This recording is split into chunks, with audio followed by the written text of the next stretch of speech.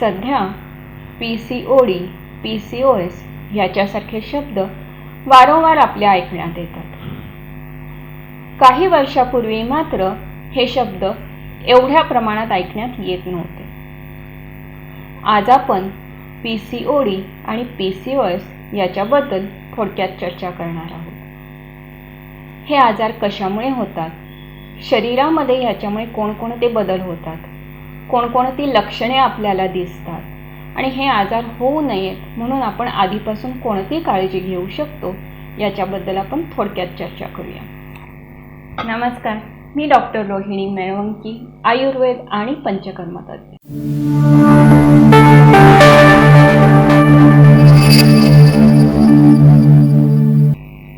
PCOD म्हणजेच polycystic ovarian disease हा एक एंडोक्राइनल डिसऑर्डर आहे.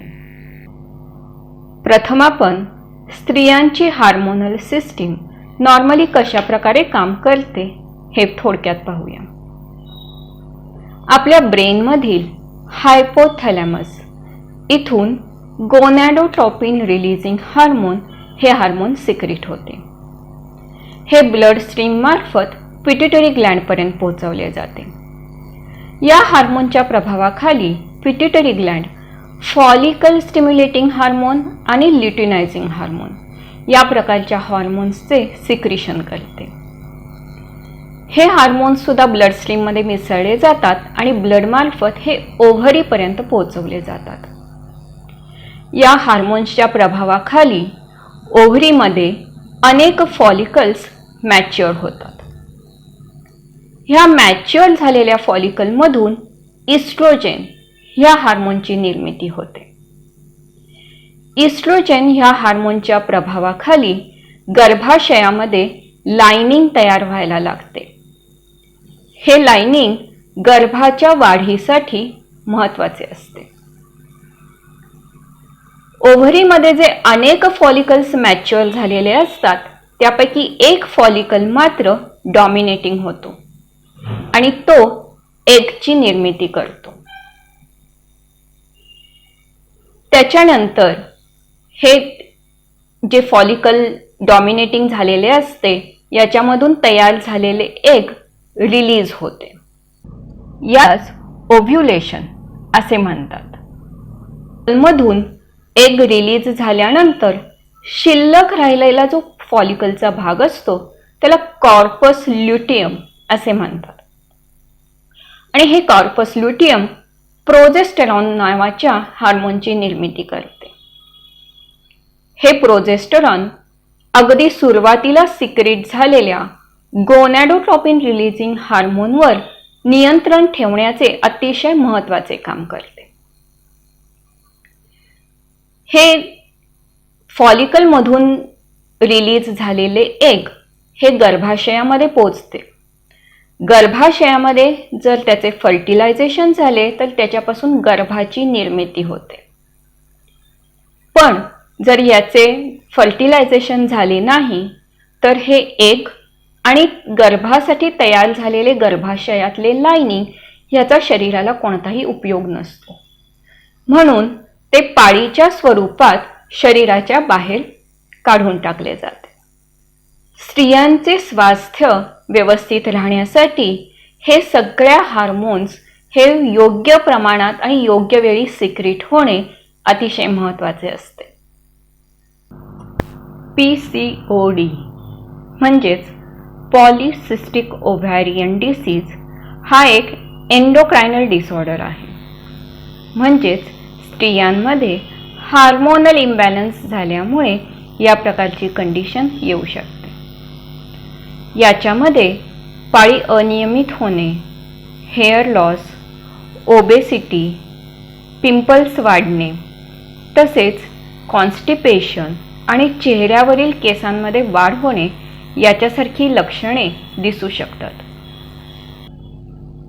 PCOD मध्ये गोनॅडोट्रोपिन रिलीजिंग हार्मोन हे हार्मोन ॲबनॉर्मली सिक्रेट होते. त्याच्यामुळे या हार्मोनच्या प्रभावाखाली पिट्युटरी ग्लँडमधून सिक्रेट होणारे फॉलिकल स्टिम्युलेटिंग हार्मोन आणि ल्युटिनायझिंग हार्मोन हे सुद्धा ॲबनॉर्मली सिक्रीट होतात. याच्यामध्ये फॉलिकल स्टिम्युलेटिंग हार्मोनचे प्रमाण कमी होऊन लुटिनायझिंग हार्मोनचे प्रमाण जास्त होते. त्याच्यामुळे फॉलिकल स्टिम्युलेटिंग हार्मोनचे प्रमाण कमी झाल्यामुळे ओव्हरीमधील फॉलिकल्स योग्य प्रमाणात मॅच्युअर होत नाहीत. त्यामुळे एगची निर्मिती होत नाही, ओव्ह्युलेशन सुद्धा होत नाही आणि कार्पस ल्युटियम याची निर्मिती सुद्धा होत नाही. आणि त्यामुळे कार्पस ल्युटियम पासून तयार होणारे प्रोजेस्टेरॉन हे हार्मोन योग्य प्रमाणात सिक्रीट होत नाही. हे प्रोजेस्टेरॉन गोनॅडोट्रोपिन रिलीजिंग हार्मोनचे प्रमाण नियंत्रित करत असल्यामुळे इथे गोनॅडोट्रोपिन रिलीजिंग हार्मोनचे प्रमाण सुद्धा नियंत्रित केले जात नाही. आणि अशा प्रकारे हा हार्मोनल इम्बॅलन्सचे सर्कल चालू राहते. ओव्हरीजमध्ये जे इमॅच्युअर फॉलिकल्स असतात हे फ्लुइड फील्ड सॅकच्या स्वरूपात ओव्हरीवर दिसायला लागतात. असे हे फ्लुइड फील्ड सॅक हे फेल्ड ओव्ह्युलेशनचे इंडिकेशन असते. ल्युटिनायझिंग हार्मोनचे प्रमाण फॉलिकल स्टिम्युलेटिंग हार्मोनपेक्षा वाढल्यामुळे स्त्रियांमध्ये मेल हार्मोन्सचे प्रमाण वाढायला लागते आणि याच्यामुळे चेहऱ्यावरील केसांमध्ये वाढ होणे, पाळी अनियमित होणे किंवा अजिबात न होणे आणि इनफर्टिलिटी किंवा वंध्यत्व ही लक्षणे स्त्रियांमध्ये दिसायला लागतात. पीसीओडी आणि पीसीओएस ह्याची कारणे काय असू शकतात?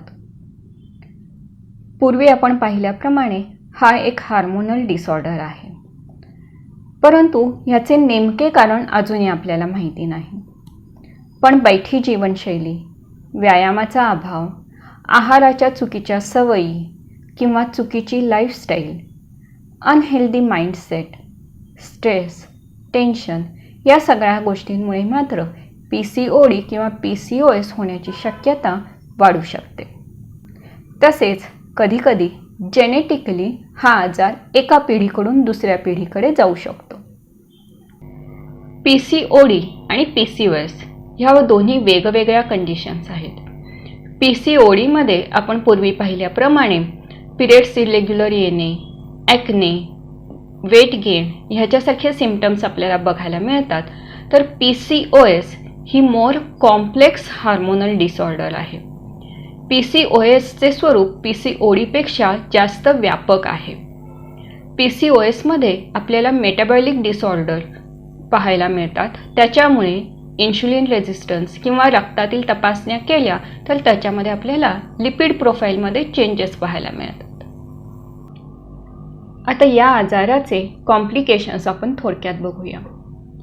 पीसीओडी किंवा पीसीओएस याचे योग्य प्रकारे नियंत्रण ठेवले गेले नाही तर याच्यामुळे डायबिटीज, हाय ब्लड प्रेशर, कोलेस्ट्रॉलच्या ॲबनॉर्मॅलिटीज, हार्ट डिसीज आणि कधीकधी एंडोक्रायनल कॅन्सर ह्याच्यासारखे कॉम्प्लिकेशन्स आपल्याला बघायला मिळतात.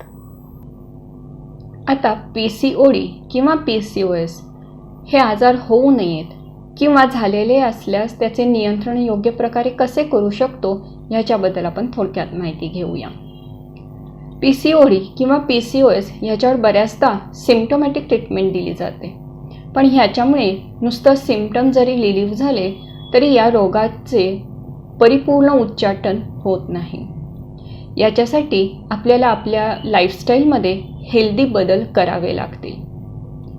हेल्दी लाईफस्टाईलमध्ये आहार, विहार आणि मानसिकता या तिन्हीचा समावेश होतो. आणि आता अशी वेळ आलेली आहे की या सगळ्याच्या चांगल्या सवयी मुलींना लहानपणापासूनच आपण लावल्या पाहिजेत. पूर्वी बघितल्याप्रमाणे पीसीओडी किंवा पीसीओएस हा आजार एका पिढीकडून जेनेटिकली पुढच्या पिढीकडे जाऊ शकतो. पण रिसेंट रिसर्चमध्ये असे दिसून आले आहे की जर आपण हेल्दी लाईफस्टाईल मेंटेन केली आणि तुम्ही जेनेटिकली जरी प्रोन असला तरी फक्त हेल्दी लाईफस्टाईलमुळे पीसीओडी किंवा पीसीओएस होण्याचे चान्सेस हे 1% सुद्धा कमी असते. त्यामुळे या रोगांच्या बाबतीत हेल्दी लाईफस्टाईल याला दुसरा कोणताही पर्याय नाही हे आपण समजून घेतले पाहिजे. मागाशी मी सांगितल्याप्रमाणे हेल्दी लाईफस्टाईलमध्ये आहार, विहार आणि मानसिकता या तिन्हीचा समावेश होतो. आता आहाराच्या बाबतीत विचार करायचा झाला तर कोणकोणत्या गोष्टी आपण पूर्णपणे टाळल्या पाहिजेत, तर या म्हणजे पॅक्ड फूड, प्रोसेस्ड फूड किंवा शुगरी आणि स्टार्ची पदार्थ, तसेच जंक फूड, मैदा, कार्बोनेटेड ड्रिंक्स आणि कोणत्याही प्रकारचं व्यसन हे आपल्याला पूर्णपणे टाळले पाहिजे. घरचा साधा सात्विक आहार, सीझनल फ्रेश फ्रूट्स, पालेभाज्या, कडधान्ये आणि सॅलड ह्यांचा आहारामध्ये पुरेसा वापर केला गेला पाहिजे. तसेच फ्लॅक्स सीड, सनफ्लॉवर सीड्स किंवा पंपकिन सीड्स, तीळ या गोष्टी आपण आहारामध्ये जाणीवपूर्वक ठेवल्या पाहिजेत. विहाराचा विचार करायचा झाला तर विहारामध्ये सगळ्यात महत्त्वाचा म्हणजे समावेश होतो तो व्यायामाचा. बैठी जीवनशैली ही PCOD आणि PCOS याच्यासाठी फारच घातक आहे. त्यामुळे व्यायामामध्ये कन्सिस्टन्सी ठेवणे फार महत्त्वाचे आहे. योगासनाचे काही प्रकार जसे मच्छिंद्रासन, नौकासन, मकरासन, विपरीत करणी, हस्तपादासन याच्यामुळे पेल्विक रिजनला स्ट्रेंथनिंग मिळते आणि तिथला ब्लड सप्लायही वाढतो. ही आसने खूप महत्त्वाची ठरतात. तसेच अनुलोम विलोम, भ्रामरी ह्याच्यासारखे प्राणायामसुद्धा खूप फायदेशीर ठरतात. हेल्दी लाईफस्टाईलचा आणखीन एक महत्त्वाचा भाग म्हणजे मानसिकता. आजकाल मुलींच्यामध्ये हेल्दी माइंडसेट डेव्हलप करणे ही जाणीवपूर्वक करण्याची गोष्ट बनलेली आहे. रोजच्या स्ट्रेस, टेन्शन्स, एन्झायटी यांना मुलींनी स्किलफुली हँडल करणे गरजेचे आहे आणि त्यानुसार आपण त्यांना मार्गदर्शन करणे ही आपली जबाबदारी आहे. आयुष्यामधील कॉम्पिटिशन, कठीण परिस्थिती, मनाविरुद्ध घडणाऱ्या घटना या आपल्या जीवनाच्या अविभाज्य घटक आहेत आणि त्यांच्यावर मात करून आणखीन सक्षम बनून आपण पुढे गेले पाहिजे याची मुलींना कल्पना असायला हवी. अशा प्रकारे मुलींनी स्वतःला भावनिकदृष्ट्या आणखीन सक्षम, सुदृढ पण संवेदनशील बनवले पाहिजे आणि ह्यासाठी गरज पडल्यास मुलींनी योग्य ते मार्गदर्शन घेतले पाहिजे.